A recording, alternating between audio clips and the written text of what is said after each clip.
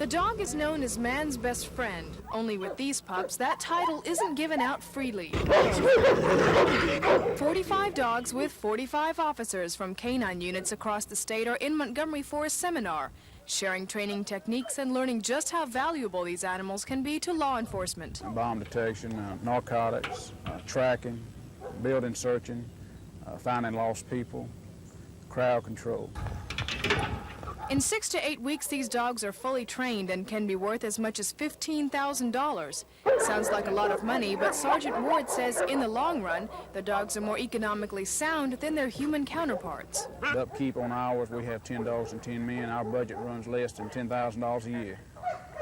That's half of what a man's salary is per year. At Montgomery's police department, one man trains one dog. And of course, when that happens, the partners are likely to get attached to each other.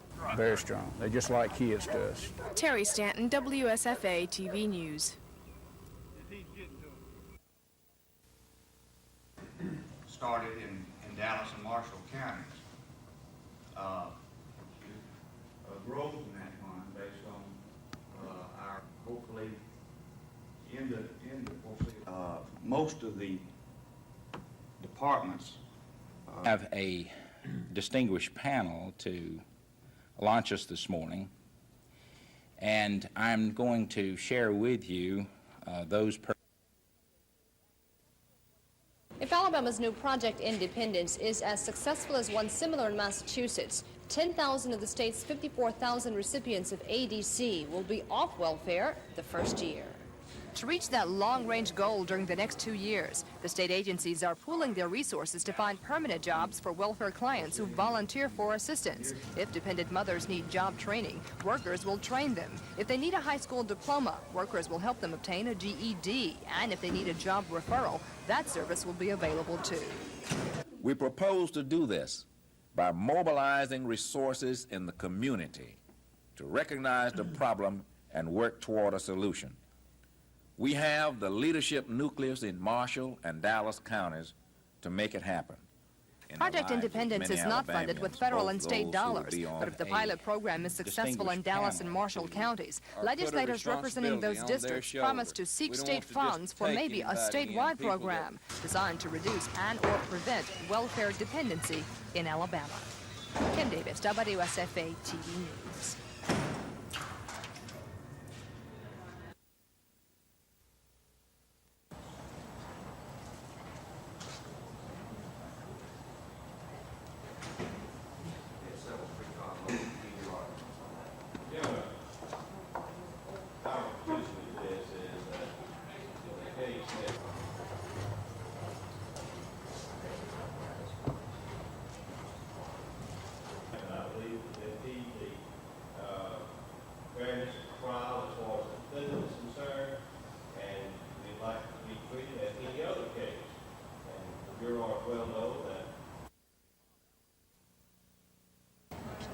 Defense attorney Bob Allen told Judge Kennedy the press would create what he called a circus atmosphere if allowed to photograph Porter and the jurors in his case in the halls near the courthouse.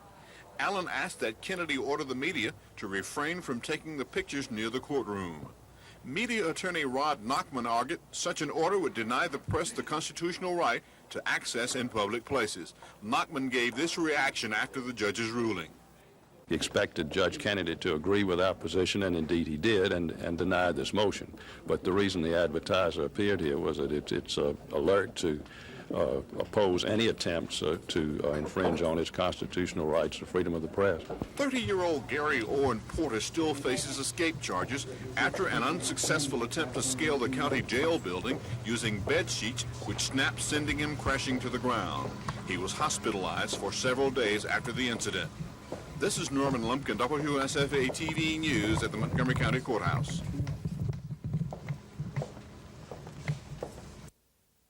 It's more important than learning how to make a living. The greatest wheat speculator, Arthur Cutter.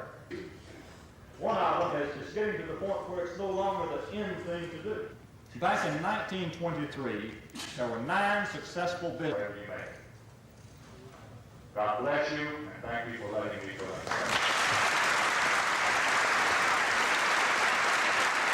Greatest sweep speculator, Arthur Cutter, and his studied wisdom replied, "The answer to your question, my son,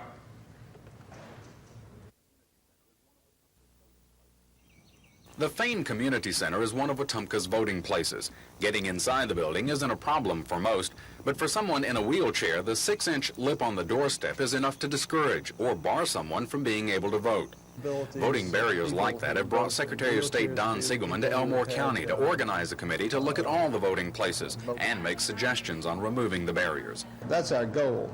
And what we have found is that in some counties, there's been a great deal of progress already made.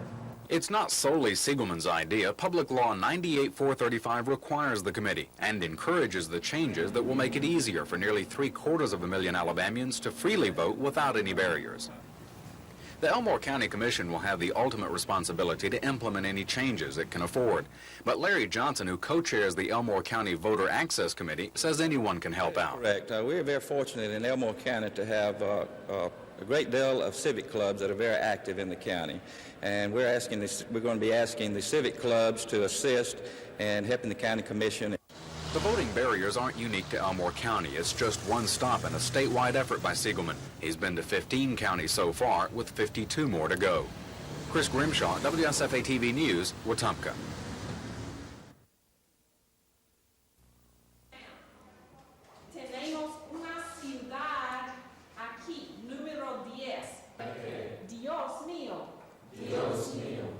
Exit exam, and is also used for employer. I think that this shows that a test alone, a test standing alone, does not reveal what a person can necessarily do in the classroom.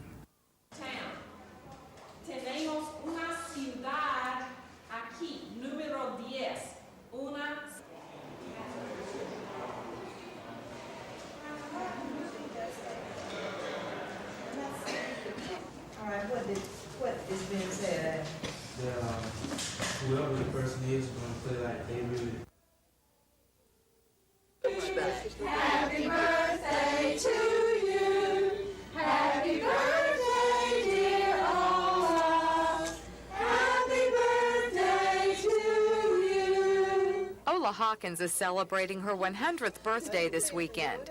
The Tennessee native says her secret to longevity is also her motto for living each day. To do the right thing and be right and do right will be my goal through the rest of my life. She's been a young in heart, young in years, really, always. She's been blessed with good health. She just picked two good parents that had good, healthy genes.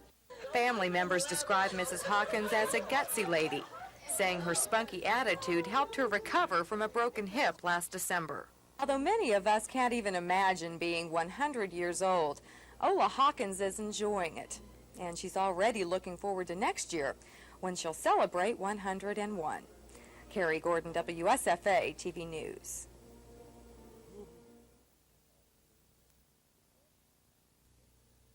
All in favor of this motion, raise your hand. Opposed, no.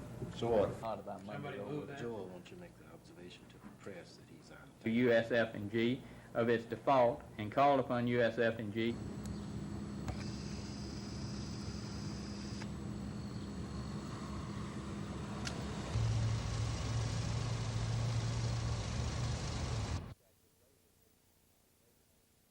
For the subcontractors, they would eventually get paid, and I say eventually the bonding company would pay them for all monies that were due them up to this time. Now, the future of the building is that obviously the bonding company will take it over and will complete the job.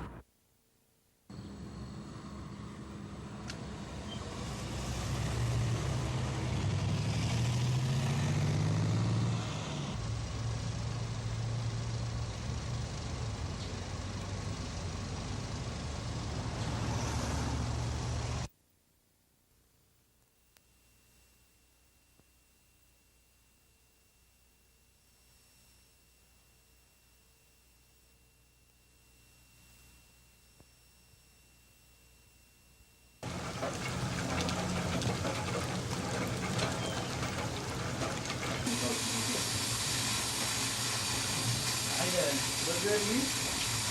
I just wonder if the kids you got in here, maybe that's some of the dry chlorine or something. I smelled it. The Army and the Black Hawk manufacturer, Sikorsky Aircraft, are testing the main rotor spindles on the 12 Black Hawks at Fort Rucker. They say this fatal crash in April was the result of spindle failure, which in turn allowed a blade to fly off the rotor. But despite recent publicity about the Black Hawk, the Army contends it's a good helicopter.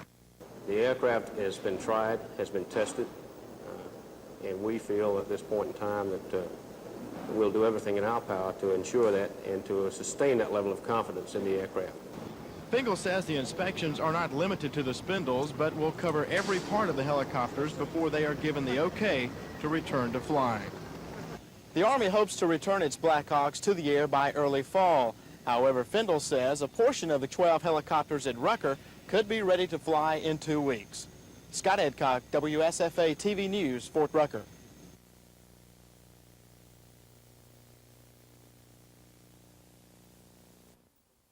You told me 10 years ago I would have ended up... Cynthia Rowland was 28 years old when she woke up in a hospital psychiatric ward trying to kick a habit in which she would consume 20,000 calories each day and then swallow 100 laxatives to avoid gaining weight.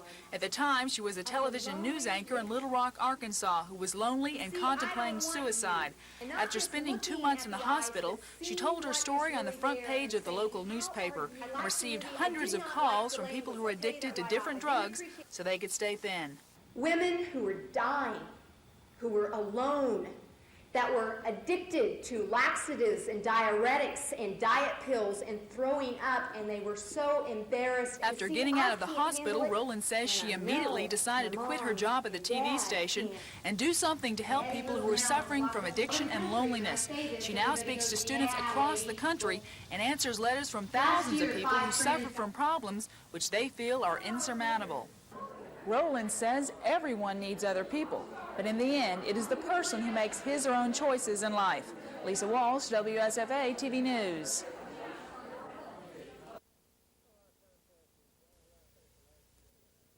Well, our contract is, I think the last year on our contract is 88. I have not spoken, contrary to a couple of things that I've seen written. We have not spoken at all about a contract. And I'm not in a big hurry to. That is a negotiable item. And I really don't see a home and home. You know, what they do with their home game, I think is going to be partly their wishes and partly what we can work out contractually in a negotiation type arrangement. But what we do with our home game at this point, we'll keep ours in Birmingham.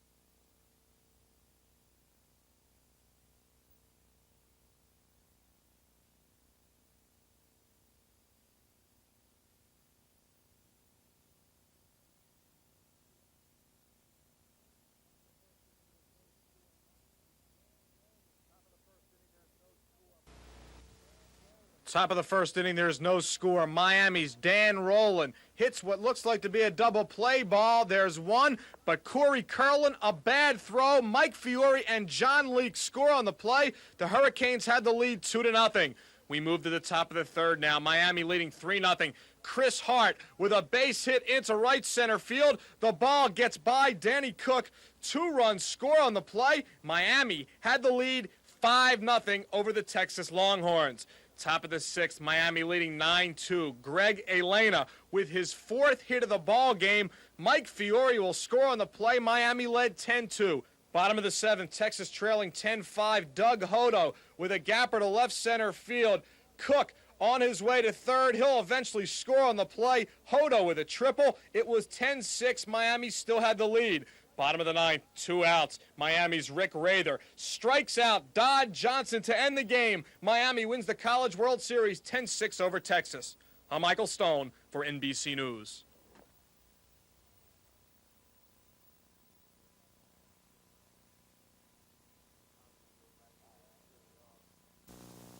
I was going to go back to it. I'm sure they are.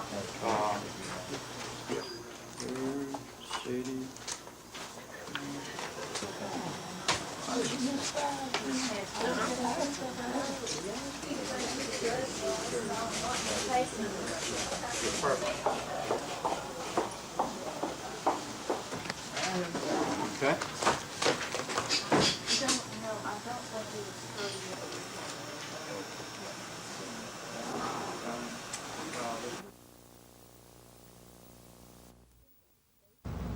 To AT&T, the problem is simple. They say the cost of services is underpriced while their own expenses are enormous. Right now, for instance, with a watch line, we're paying something like $15 in access an hour to South Central Bell, and we're only getting $6 an hour for that service. But the proposed increase isn't looked on too kindly by the state finance department. The rate hike could increase the state government's phone bill by as much as $4.6 million annually.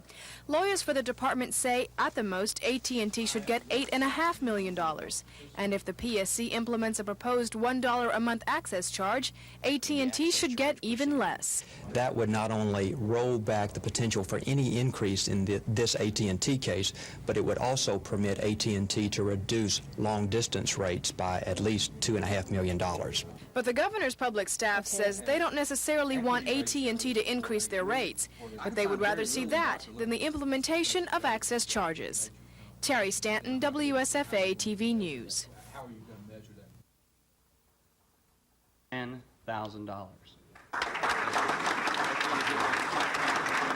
Thereabouts. We fluctuate because some of them don't show up. It's been up there because we've made several trips up there this year and everything cut down and... Now...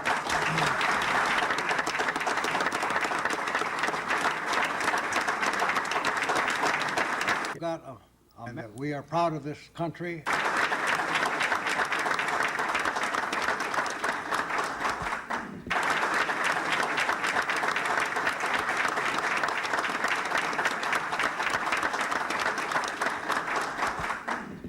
And I sometimes think that when Tonight's meeting will be the 8th since February when 4 sessions were held. Since the police and some members of the local black community have had frequent dialogue, there's been a noticeable change in relations between the two. A suspect in a double shotgun slang was captured after West Side residents aided police in locating him. Police spokesman Major John Wilson. We've had several incidences happen in the communities that would normally explode into violent situations that have otherwise turned out to be a peaceful situation, and we think that that's a direct result to the community meetings and the participation of the community. Some black leaders say the meetings are giant steps to seeking a solution to a long festering problem of mistrust by both sides. Police officials say more meetings are scheduled for black neighborhoods in the continuing effort to keep both sides talking. This is Norman Lumpkin, WSFA TV News reporting.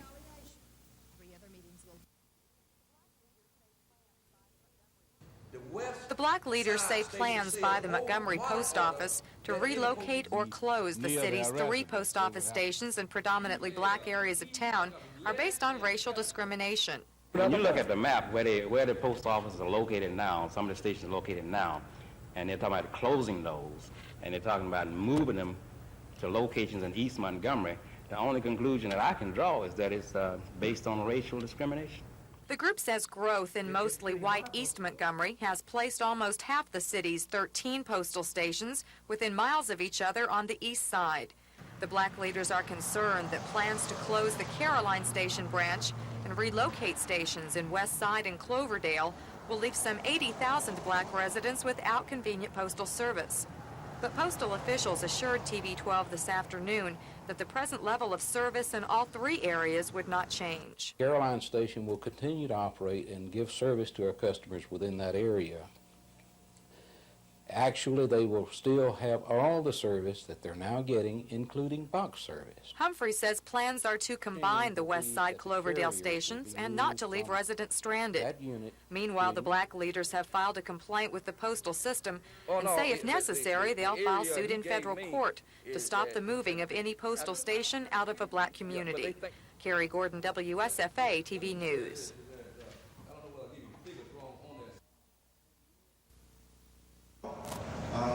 In the years to come, it's a shame that in the 70s and where the prisoners had too much. I cannot see for the life relative to other age groups. I really narrowed it down to two choices. I'm either going to go back home to Mobile, Alabama and practice law, or I'm going to ask the voters to give me an opportunity to provide the kind of leadership that I think Alabama needs in 1986 and 1990.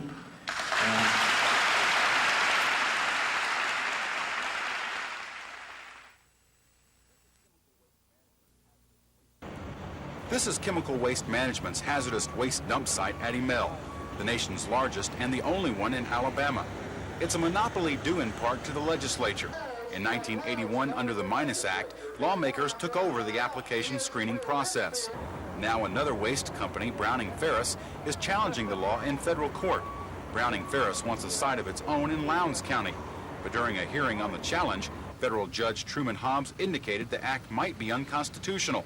The Alabama Department of Environmental Management reacted quickly to the implication and opened its doors to new applications. We did agree that we would commence reviewing any applications for a permit to develop a commercial hazardous waste site in the state. So we have agreed to do that, and that's the procedure we're going, although at this time there is no application pending. Self-appointed watchdog Attorney General Charles Graddick thinks the decision by ADEM is premature, since Judge Hobbs hasn't issued a ruling on the matter. In any open landfill or dump, in my judgment, increases the problems that we may have in Alabama. Meanwhile, Browning Ferris waits for an official ruling before submitting its Lowndes County site application to ADEM's review board, a process Broadwater says takes at least 4 years. Dean Argo, WSFA TV News.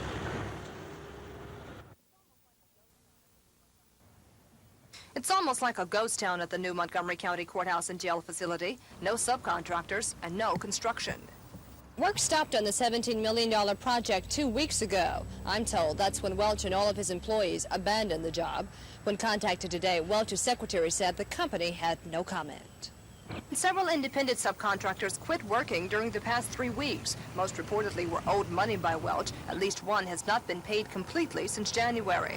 Now, the principal parties involved, the county commission, attorneys, and architects, are waiting for Welch to respond to the commission's letter, ordering the Columbus, Georgia contractor to correct several construction problems and pay the workers or lose the contract. Technically, the commission has declared Welch to be in default, meaning the bonding firm, the United States Fidelity and Guarantee Company, will take over the project. Bond company spokesman Jim Jones told me today he expects to get involved in completion of the project and likely will meet with local officials next week to discuss terms of a new contract. What must be considered at this point is the extra expense to repair major problems which the commission ordered Welch to correct months ago, and there could be lawsuits filed by some of the parties. In the meantime, work at the courthouse and jail complex is expected to begin again sometime this month, with the completion date unknown. Kim Davis, WSFA TV News.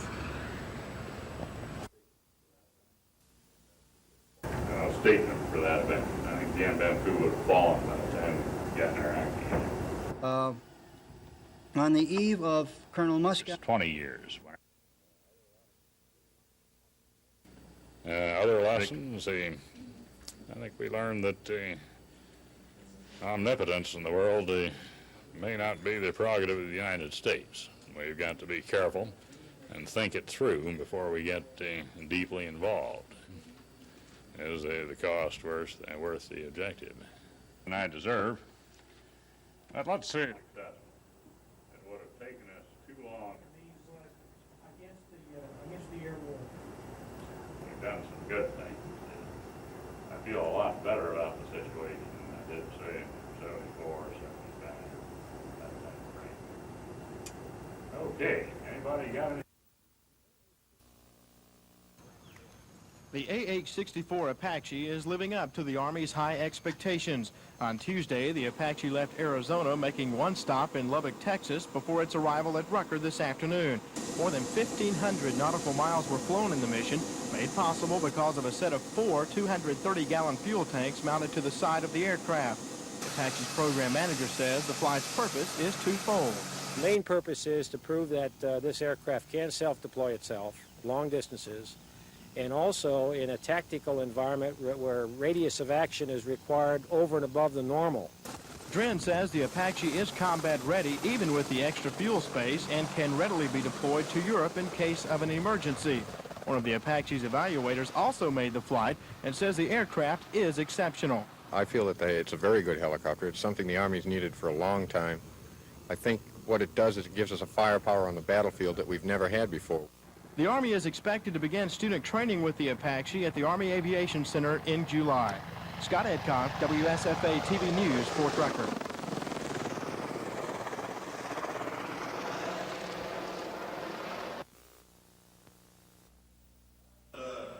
You're going to live in a bright age for Alabama. You're living in an age, look around, I just got shot when I knew that campaign in 72, and I reckon Alabama in the state. It is one of the best states that can done for that. Who have come to Alabama, who otherwise would have gone to other states. So you folks are one of the most...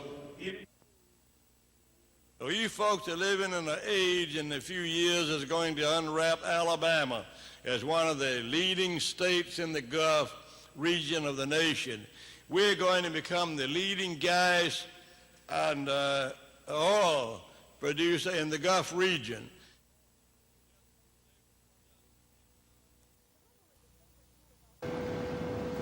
The river is a favorite cooling off spot on hot summer days. It's accessible and sometimes too inviting. The river may look calm and serene, but don't let its appearance fool you. There's a strong current running here, and it's one that most people are unfamiliar with, and that's what gets them into trouble. They're not used to the fact that it's changing every day. It's not like your backyard swimming pool. The current you got to deal with, the sudden drop-offs, the debris that is under the river, what might be there one day might not be there the next, and vice versa. So that's usually what gets a lot of people in trouble. The river is ever-changing, bounded by shifting sandbars. What might be a good wading place today can turn into a death trap next month. The bottom is soft silt. The banks are slippery. What we've dealt with recently has been from the bank. Swimmers from the bank, they'll think they're going in wading on a sandbar or something like this, and the silt bottom and that sort of thing is awful slippery. And when you wade out, the visibility is awful limited, and you step right off into what might be a 30 or 40-foot drop-off. While the river is a great place for recreation, Wilson urges everyone who uses it to do so wisely, to remember that it's not a backyard swimming pool, and it can get the better of you if you're not careful. Gina Gregory, WSFA TV News.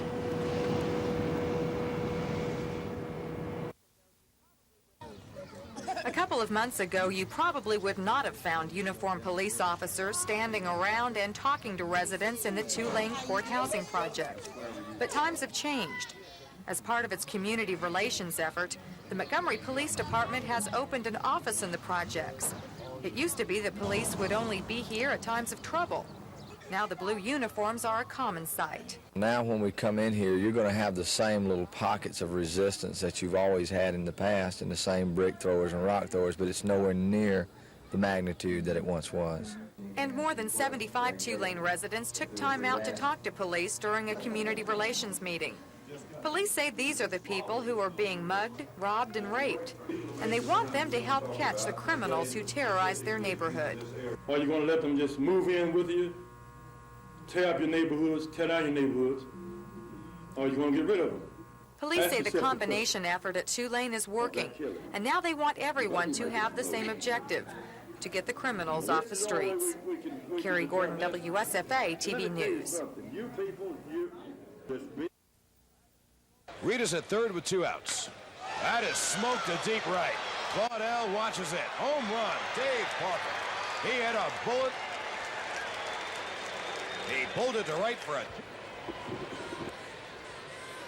And the 1-2 is grounded by the third baseman, Franchitti. Foley puts a glove on the ball, but there'll be no play over Crowell scores. And a pitch to C-Dub is looped toward right field. It's going to be in for a base hit. And this game is tied.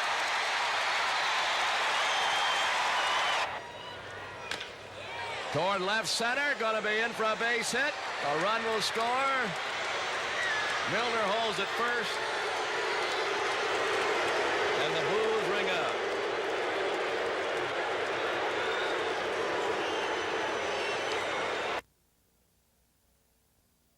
A number of people here from Monroeville, Alabama, that we're happy we have Mr. Keith Patilla. Would you like to make a statement? I'd just like to say to you, Governor. Stan? Bobby Gentry, Vice President, Monroeville Chamber of Commerce. Bobby? Yes, sir. He's just slipped in. He got your late, Governor. Yes, sir. Aubrey Kilpatrick. Governor, I'm over Kilpatrick. We also, like I say, we're here. We're glad to have them. Any way we can help, we're more than glad to help. Appreciate it. Thank you very much. Yeah, going up from there. Any others? Well, we thank you folks for coming. I don't believe he's here, Governor. Sir, I'd just like to say I'd like to thank the Lieutenant Governor and also Governor Wallace and Judge Biggs. The attorneys came prepared for an all-day closed-door bargaining session. There was much to agree and disagree. The friendly greetings before the meeting began would later turn into long, intense, and diverse discussions, with each side ready to present his school's position in the state's precedent-setting desegregation suit. We're very hopeful that progress is being made. And that this is the first time the lawyers themselves have all gotten together in an attempt to settle the case. Governor Wallace's attorney, Ira DeMint, briefed the 30 attorneys before they separated into 3 groups to negotiate. You have a room full of very fine lawyers, and they are advocates on behalf of their clients, and they're all friends, but they're talking and exchanging ideas, and they're advocating on behalf of their clients. In the groups, the lawyers discussed their clients' needs, areas of compromise, and disagreements within the 4 major issues in the case, mainly the proposed merger of Alabama State, AUM, and TSU, duplication of programs and allocation of facilities at Alabama A&M University and the University of Alabama in Huntsville, and the land grant issue involving Auburn University and A&M. The white institutions reportedly aren't willing to agree totally on the merger, duplication, and the land grant issues, and the black institutions reportedly are prepared to settle the case in federal court. The Justice Department, which filed the suit, is serving as a mediator in the talks. Because of the complexities and diverse issues in the case, it's not likely the attorneys will reach an agreement today, which means they'll take the issues not settled on to federal court in Birmingham July 1st before federal judge U.W. Clement, who reportedly wants to settle the precedent-setting case in at least 2 months. Kim Davis, WSFA TV News.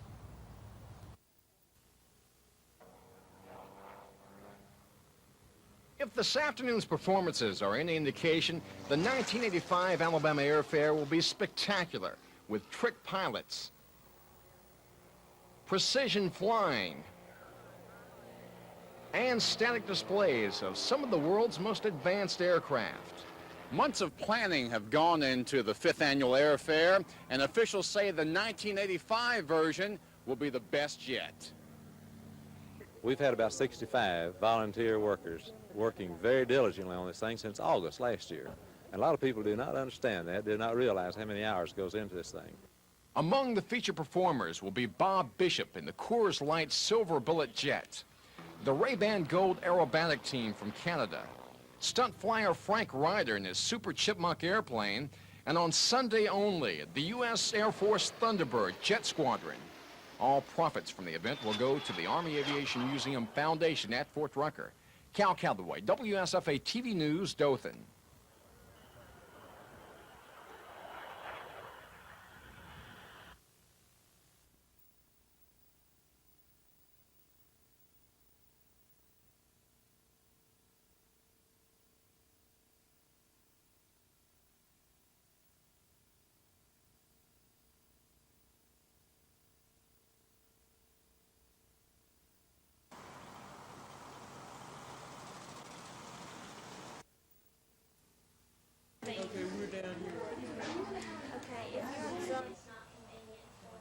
not participating, please go and watch them.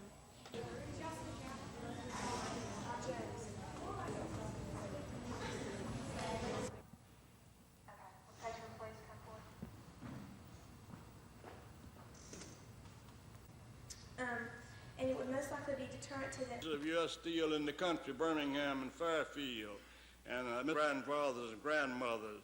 And we also that Alabama is going to have.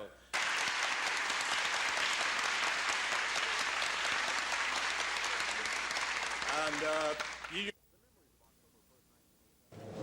The memories of October 1st, 1983 are still fresh on the minds of Democrats and some Republicans alike. On that Saturday morning, the Democratic Party broke with tradition and handpicked a slate of legislative candidates for that year's special election. Handpicking candidates was used because of time and money limitations, but it was read by most as a sign that labor, trial lawyers, and the teachers' lobby were at a political peak, and the good idea turned sour. The man who's probably going to inherit the fallout of the 1983 fiasco is John Baker, Norfolk and Southern Railroad's contact man with state and local government. He's satisfied that the party is already mending fences broken in 1983 and that his likely term will be smooth and relatively easy. I foresee a time of relative peace and harmony and tranquility in the Democratic Party. I think new leadership will bring freshness, it'll bring some enthusiasm. I think it'll help promote that unity. Baker's not new to politics. He served a couple of terms in the House and Senate in the 70s and tried to beat Howell Heflin in 1978 for a U.S. Senate seat held for years by John Sparkman. Now he's expecting to take over the reins of party politics from Jimmy Knight, who comes from the left side of the philosophical fence. Baker says he's described as a moderate and middle of the road. I don't think I would have been any of their first choice, but most of them felt like that I was somebody they could support. So rather than have a fight and in the interest of compromise and the interest of harmony and unity, I just became, I think, over a period of a week or so, kind of a consensus and, hey, that sounds all right. Chris Grimshaw, WSFA TV News.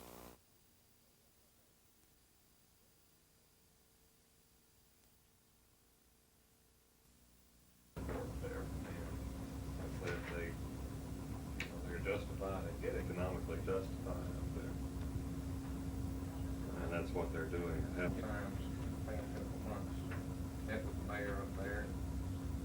Time they said they didn't have the money to participate. Now we're going to take the trip. Well, the county engineer up there just consistently had several people come look at it. December, they have all of their city crews tied up. And the same thing that they told me. our kids can see and hear, and they are as human as everybody. He said the quarterback situation is the best he's seen in his 8 years on staff. And he said the team will eventually decide who's number one by the way they play for him. Blakeney coaches the wide receivers. One of his charges is Freddie Wagan, who had a sensational year as a freshman with an average of 25 yards per catch. As far as how many catches he'll have, or if he'll continue at the same torrid pace that he started out as a freshman. Now, naturally, we hope so, and we hope we can get the ball to him, you know, a lot of different ways. And I think with the flexibility in the offense, we can. But as far as saying that he will catch the ball for, you know, 800 yards plus again as a sophomore, you know, I can't say that, but I would certainly hope so. Blakeney has two very promising recruits coming on board, wide receivers Anthony McCall of Montgomery and Lawyer Tillman of Mobile. We have a good bit of flexibility in the new offense. We can have 3 or 4 wideouts in the game, or we could have 3 or 4 tight ends in the game, or whatever we see fit, and using motion.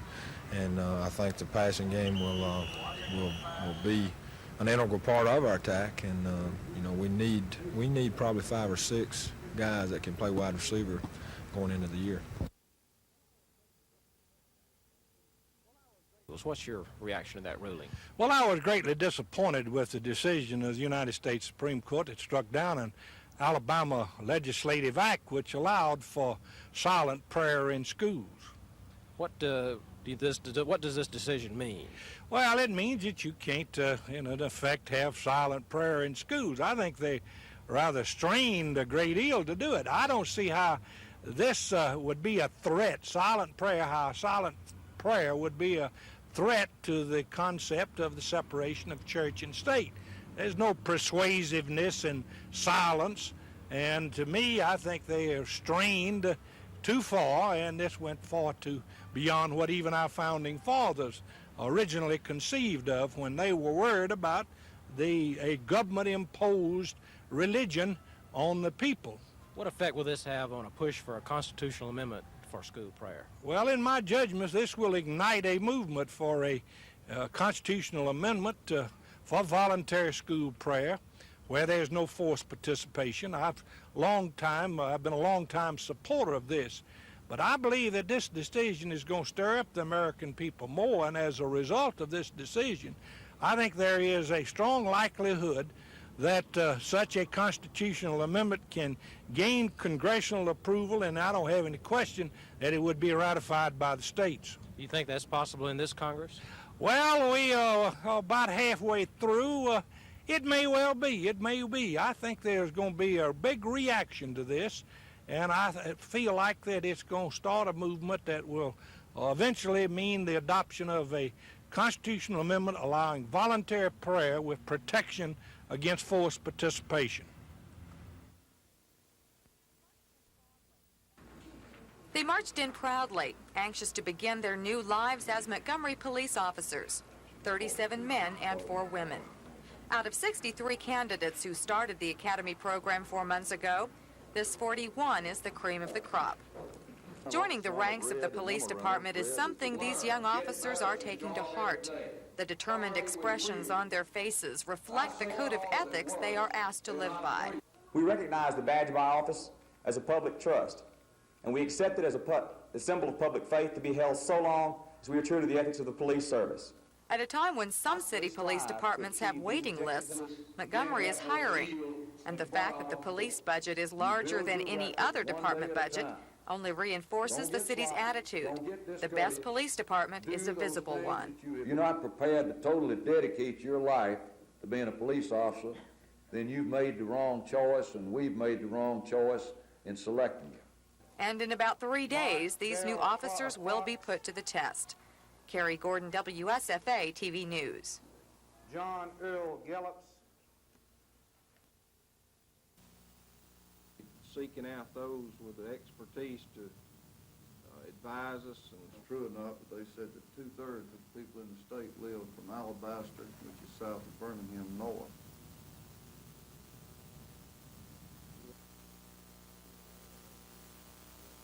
People have a certain amount of immunity. They aren't as receptive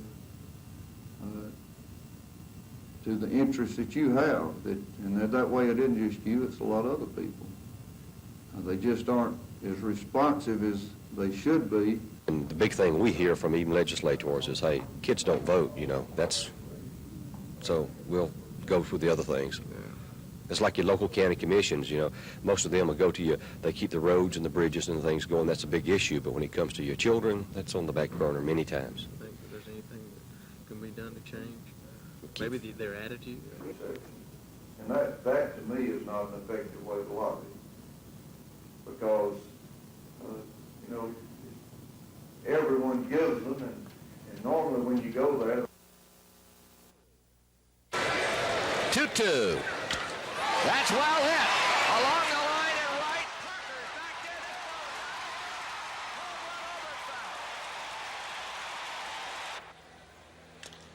toward first and by Horner.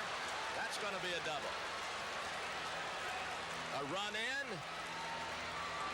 2-2. Curve hit high into the air and left. Harper's back. I don't know.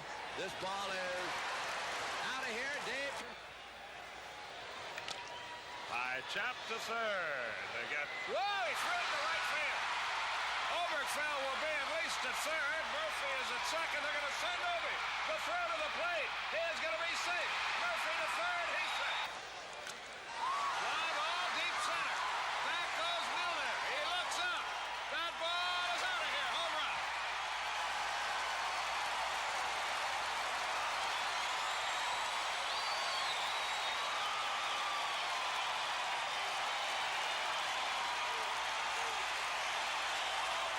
Not bad for a guy who was almost stretched from the lineup because of a swollen wrist before the game. That's number 7. He's got 23 RBIs. And at 6-3, here's Harper. Well, here's the fly ball that I was talking I do not foresee the type of issues in the next year, certainly, or within the next 3 or 4 years that they've had to face in the past. I foresee a time of relative peace and harmony and tranquility in the Democratic Party. Sometimes I think new leadership will bring freshness, it'll bring some enthusiasm. I think it'll help promote that unity, and I hope so that that's the case.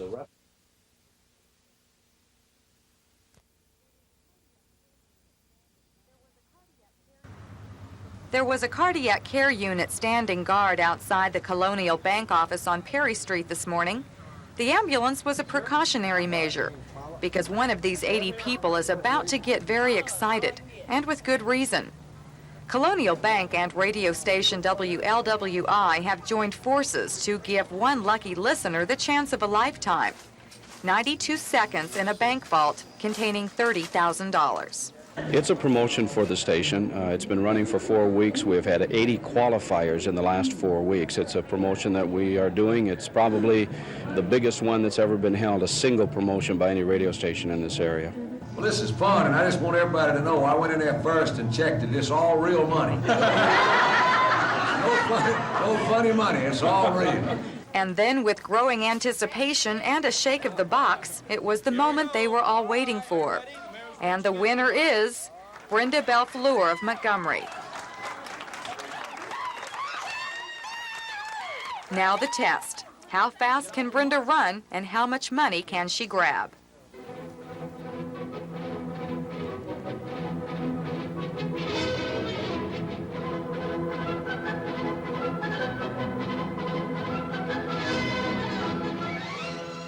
And 92 seconds later, a very happy but exhausted Brenda had done well. A wheelbarrow of money totaling more than $4,000 isn't too bad for a minute and a half of work.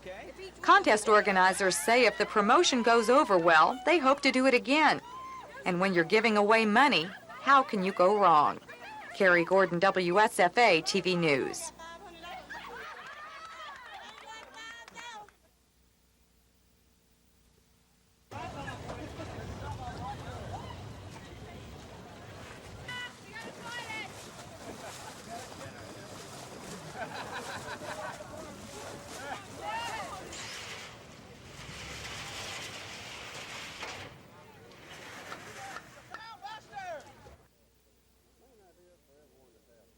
Main idea is for everyone to have fun. Come out on the river. Some people take it serious and try to win the time trophy, but most people come out to have fun, have the best decorated raft or the most ridiculous looking raft, but the main idea is fun. Do these rafts have to fit some kind of special?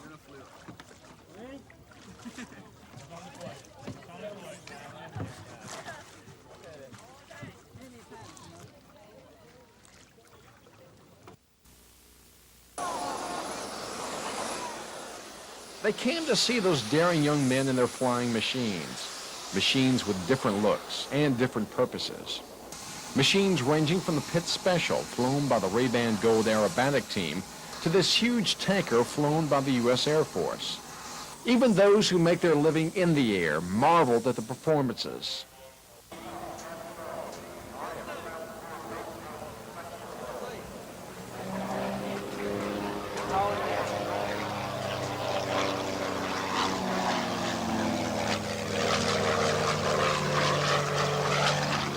In its 5-year history, the Alabama Air Fair has become one of the favorite events of families in the Wiregrass. It's a chance for youngsters to dream about one day being at the controls of an aircraft like the Coors Light Silver Bullet, small in size, powerful in performance. As good as today's show was, airfare officials feel tomorrow will be even better, with nicer weather and the U.S. Air Force Thunderbirds on hand. Cal Calloway, WSFA TV News, Dothan.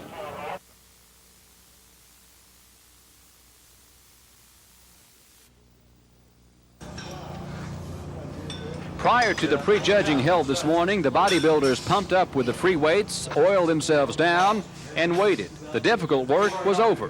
The 6-hour workouts and strenuous diets have paid off. But the road is long and hard for most. 23-year-old Chris Powell of Montgomery lost 38 pounds training for tonight's event. In powerlifting, like you powerlift a lot and gain a lot of bulk. Like I was weighing 218 pounds before this contest from powerlifting, and then you start really training hard with intensity and doing a lot of reps, and I dropped from 218 to like 180, you know, in a matter of 6 weeks for this contest. Powell, who started lifting in high school and continued at Auburn University, says the most difficult part is the dieting. There's so many things you want to eat that you can't eat, you know. It really plays a lot of, you know, on your head and your mind and everything. Some nights you wake up and you just can't stand it. You want something so bad, you'll find yourself going to the refrigerator and looking at food and having to close it. You'll take things out and hide them so you won't eat them, you know. 25-year-old Brenda Mitchell has been working a year for tonight. Her weight loss was only 10 pounds, down to 94. But she says it's harder to gain than to lose weight. I know I've talked to women who are bigger and who have more body fat, and they feel like it's easier if you start off skinny and try to build, whereas I think it would be easier to start off big and lose down. So it really just is a matter of opinion. An obvious question to bodybuilders is the so-called steroids problem. Powell says it's overpublicized. Every now and then you'll see somebody that'll take steroids that is up there in the professional levels, you know. Down here, you just don't see that. I mean, there are exceptions where people that don't know what they're doing will take them, but I don't recommend it. In the women's, I don't think that it's just prevalent. There are some women who use it, but I don't feel that it should be used at all, because I do believe it should be for health.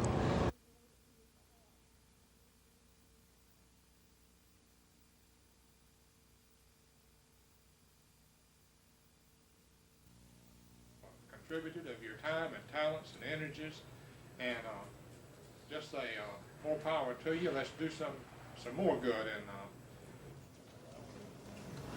And there are a good number of inmates in the institutions that have made mistakes and that really aren't that bad, you know, and they want to try to better themselves while they're here, and at the same time try to help the community which they came from, and one day will return.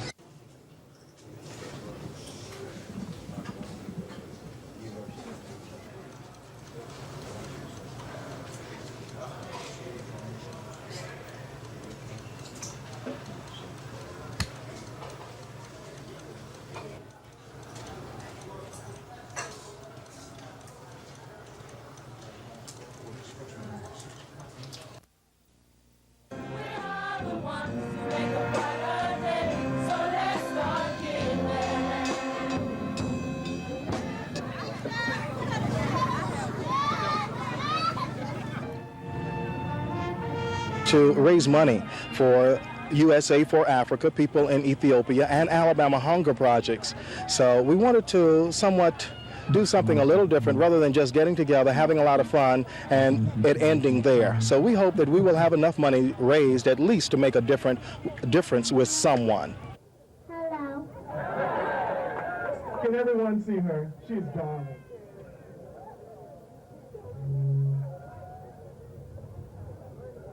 Tell everyone your name.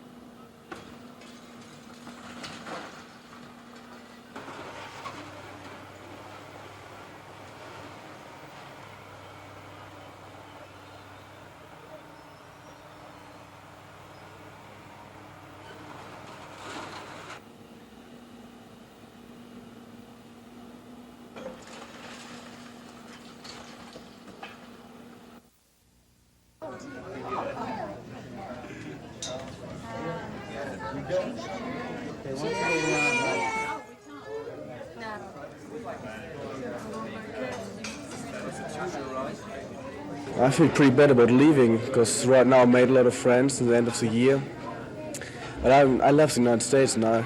I get to know the United States pretty good, so I would like to stay, but I'm looking forward to see my family in 4 days.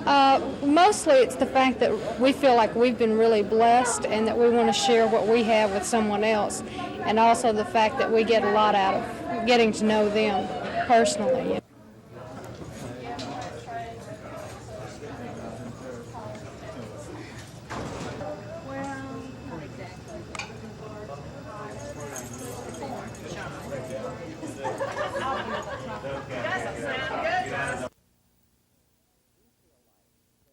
We feel like that there is nothing more important happening in this country today than what's happening here. This is an assault on democracy itself, and it's coming from the highest levels of the United States government, attacking its own people and their rights.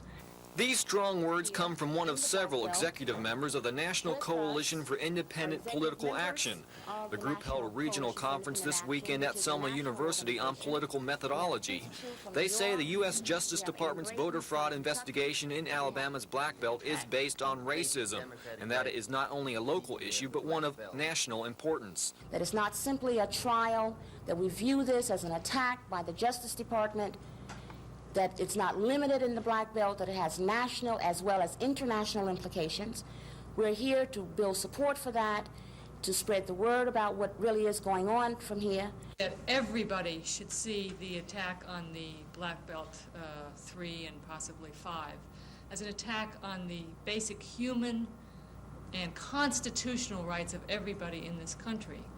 And I think there are some parallels that I see between what is happening now and what happened in Nazi Germany in the 30s.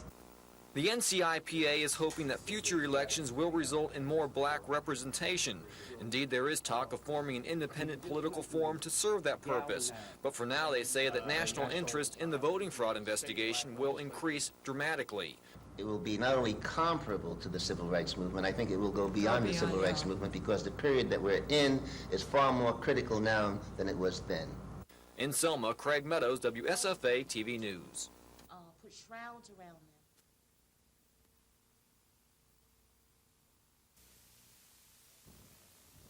That's the point I was trying to make. When you get some terrorism is on the increase worldwide, we shouldn't do anything, as callous as it might seem, to encourage it by making it pay off for them. And so it's a very tough choice that the president has to make if he ever gets the ball in his court. But right now, his hands are tied, and I don't think he can do anything. Soon on how to deal with these kind of situations? But we've got a policy, and the Israelis have a policy that they don't negotiate with the terrorists. And I think once we start doing that and make it profitable for them to carry out acts of terror.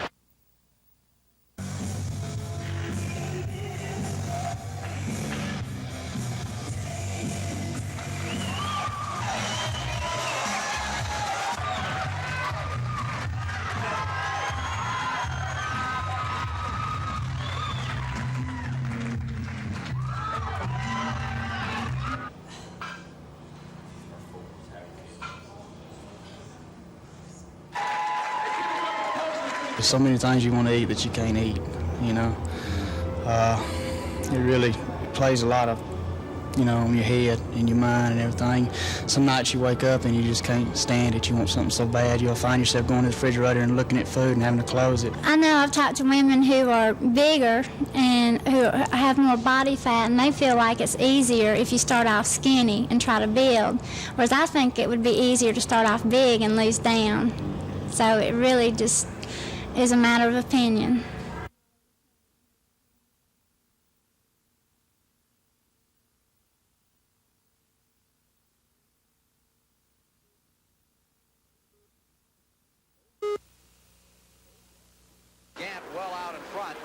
Harry Gant was leading on the 71st lap when he was tagged by rookie Jim Hall in his first NASCAR start. Gant's car ended in the infield, where he was forced to take a tow and complete tire change. That all but eliminated Gant from contention, even though he did come back. Instead, the race belonged to 29-year-old point leader Bill Elliott, who went on to make the Michigan 400 his 7th victory of the season, an easy win, even though he was running out of fuel at the end. Darrell Waltrip came in second. 13.5 seconds later, Cale Yarborough was third. Jeff Davis for NBC News.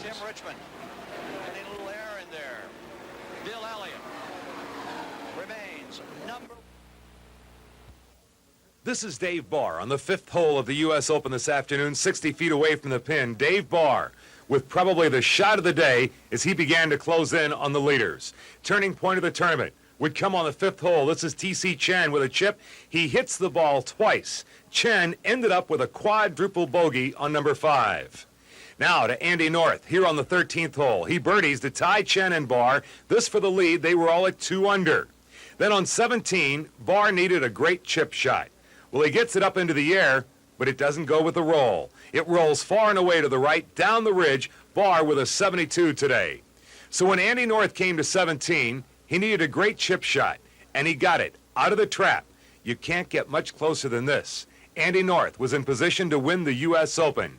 Take advantage he did. For Andy North, although suffering a bogey on 18, would win the U.S. Open by 1 shot over T.C. Chen and Dave Barr and Dennis Watson.